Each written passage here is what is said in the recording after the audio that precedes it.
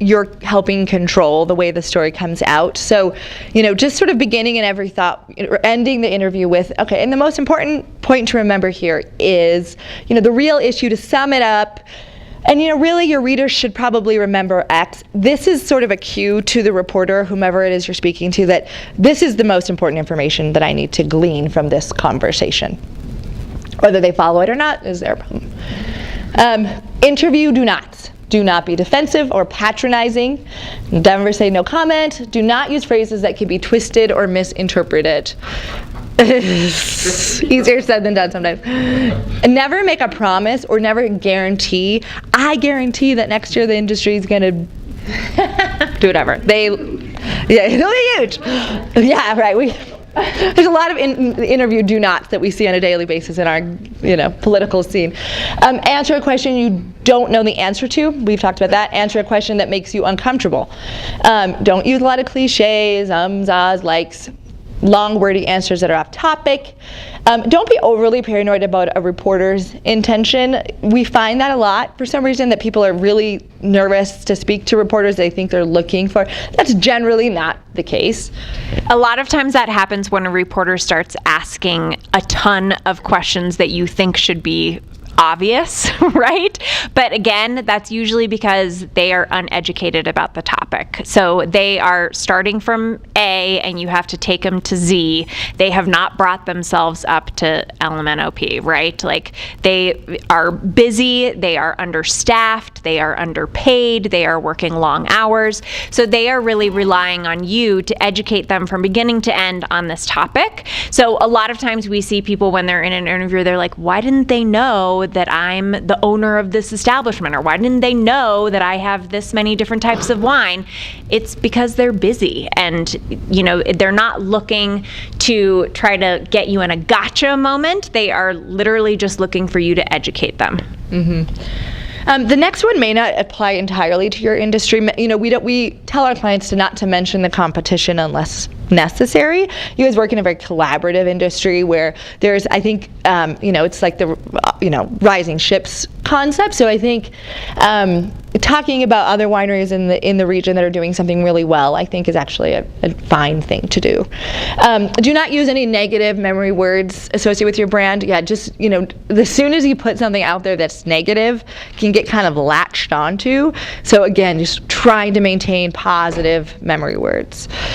And avoid any words that have a negative connotation. Remember, negative expressions or messages crowd out the positive ones every time. Oh, and that's it. Oh. Yay. Questions? Anything we didn't address that you would like to know about? So can we send you all our press releases? Honestly, you're welcome to send them all. I can't make any promises that we'll distribute them all, but we really like to know what's going on in the industry. And I think one of the biggest hurdles that we have, and I think Kyle would agree, that is really getting information from the winemakers, getting images from winemakers, finding out what you guys have kind of at that ground floor level going on in the industry.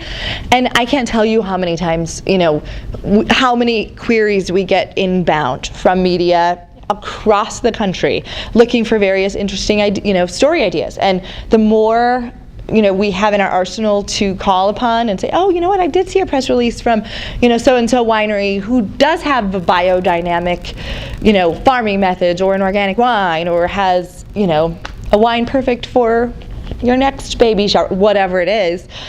It's great. It's great. I'll just file it away. So yes. And send it to Doug and I, Yep. I was willing to offer an opinion. I don't know how much Doug will open and look at it, but, send it to us and we can have a second eye.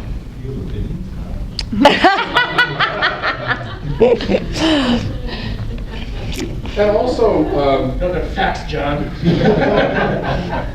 Again, we can't post everything to our website, but we do have, that capability. So when things are particularly newsworthy, we're happy to do that. I wasn't talking about posting them. I was talking about, Well, I'm just saying we can post them. And I think the other thing that we would ask too is if your winery has really exciting news that has happened, if they've received a 95, ranking or whatever it might be, that's something that's really beneficial to the overall Colorado wine industry, please also share that with us, because we're trying to do a lot more like industry roundup type news, and so we might not do a press release specifically for your winery, but it's probably likely to be picked up in a future roundup piece on the industry. Related, but not quite on point. We're also looking at kind of shifting our branding focus for the wine board and the wine industry to include more images of dining and people eating and drinking wine in their everyday life. So if you've got, a farm to table, some nice farm to table dinner pictures, just nice pictures from the sales room that you're willing to share with us and that are high resolution, please send it to us. Yeah, and some of the issues or trends that we're finding to be most interesting right now to media are definitely millennial winemakers. That's when we keep sort of coming up, people, and also the millennial wine drinker. Wines, this sort of cold, hearty, wine, it's getting a lot of press. The fact that Colorado is sort of gaining a stronghold in the wine industry, and our climate is so uniquely challenged to do so, it's getting a lot of national interest from media. So we are eager to hear from you guys on the ground level about how you're doing to combat some of those challenges, how your wines are interesting in variety and flavor and, all sorts of things, because again, that's information that we will use for all kinds of different press releases. I would also say we encourage you to use us as a resource. So if you are contacted by a big publication or even a small publication and you don't really know how to handle it, whether it's a topic that you're not familiar with or whether maybe you're not ready to speak about whatever they're asking you about and they received a tip, feel free to call us and ask us, how do I handle this? Can I just send them over to you? Can you handle it? We are a resource for the entire industry. That's our job. And while we can't handle every teeny tiny inquiry that comes in, we are definitely here as a resource for you, and we want you to be successful because, like Courtney said, it rises all ships on the tide. That's not exactly how that saying goes, but you know what I'm saying. Yeah, I was close. Another thing, because everybody and their dog now has a wine blog and wants free samples to taste. So, and you're right to be skeptical about sending samples to people you don't know. But I would suggest contact Kyle or I or Courtney or Elena, to say, hey, is this legitimate publication?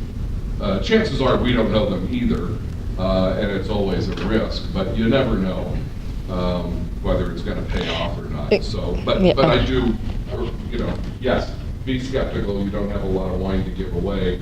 But I think a lot of those requests, especially from legitimate publications, are and not just publications. We are finding that influencers are looking for freebies left and right, so they will reach out to you and say that they are an influencer either in Colorado or in the wine world or whatever, and can they review your wine or can they come for a free tasting or whatever it might be.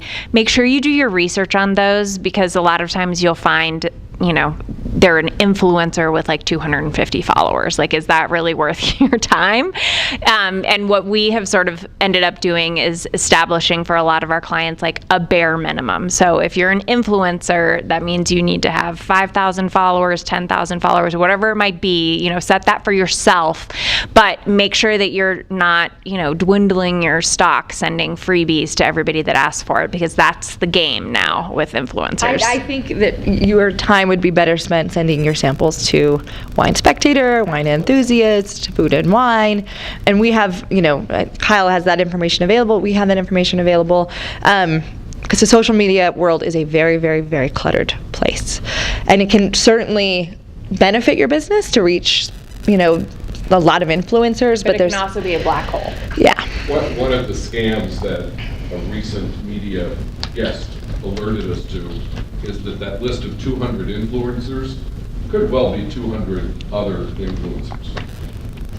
So I'll like you like me, Yeah. therefore we show up as having 200 Right. followers, but no, they're all just kind of incestuously feeding off each other and getting free wine. So once again, do some research, reach out to us, we'll help. Be a little skeptical. And things you can do in that scenario is ask them, what other winemakers have you worked with? Can you send me some examples of the reviews that you've done? You can ask them for that information. Send me your demographics. Who follows you? How many people? What's their geographic distribution? So ask those kind of questions, and if they're unwilling to provide the answers, then you can cross them off right away. Otherwise, they are giving you the information to help you research. Any other questions, comments? And every year, most of you know this, we do our big media fam, and this coming year, this August, we already have 6 confirmed national media. They're really a great list, and it's a great testament to sort of the fact that Colorado wine is really getting on the map, because we're getting yeses a lot more easily than we have in the past in terms of writers from Wine Spectator and really high national reporters who are like, you know what, I do need to get to Colorado wine country. So I implore you to submit for the Governor's Cup, because those are how we determine which wineries we are then able to potentially take the media tube or our itinerary. So, and not even just that, but promote for the duration of our year. So I just please submit. Yes? Thank you. Thank you. Thanks for having us.